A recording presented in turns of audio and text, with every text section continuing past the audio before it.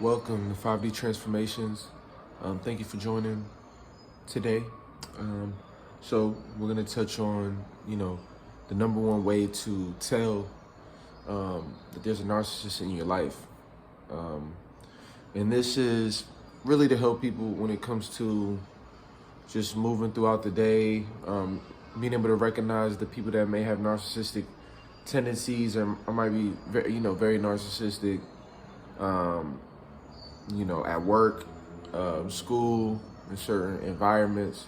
The one thing we got to realize about narcissism is that it really goes undetected in a lot of people because a lot of people consider narcissism to be the meaning of somebody being self-absorbed. When it comes to the psychological definition and being able to notice certain traits, a lot of people miss it. You'll notice that with a lot of narcissists.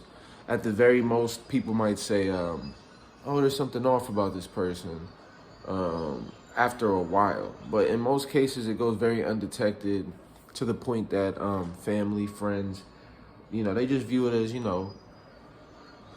everybody has their issues, everybody has their ways, which is true. But they're very unaware of the level of where a narcissist can take things. So, and another thing is, narcissists are very covert.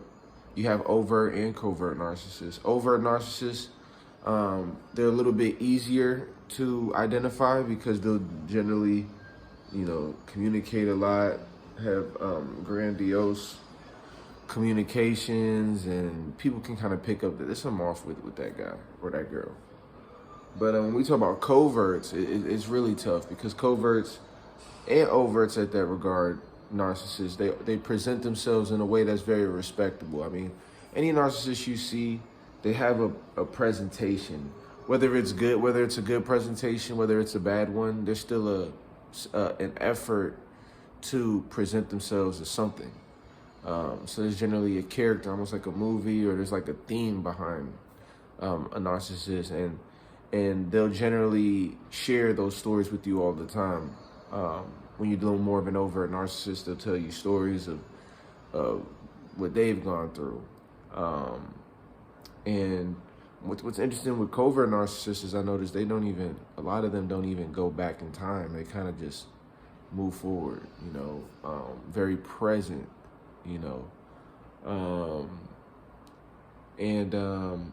so that's that. So now, to get to the number one way. So the number one way to notice a narcissist in your life is simply, it boils down to how they act. Generally, they're going to be very, very much acting perfect. And that's the key thing for me. Like, someone acting perfect or trying to act that acts like a character from a movie or something.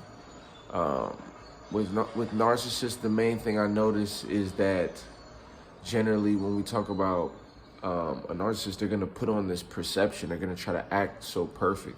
So a number one way to tell is if somebody is just acting too perfect. And I know it sounds crazy, but, for most people, when they are communicating or trying to put their best foot forward, generally they're going to, they're going to act respectful, act polite, but it's going to be, as a person, it's going to be like, oh, hey, what's going on? Yeah, blah, blah, blah, I just did this, just did that.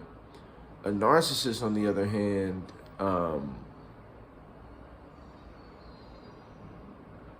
sorry, I just had an alert on there. So the big thing that you want to really keep in mind that's very important is the presentation, the facade. How much are they trying to put on a facade? Like, you'll notice if you meet them, they'll act like the perfect co-worker at first.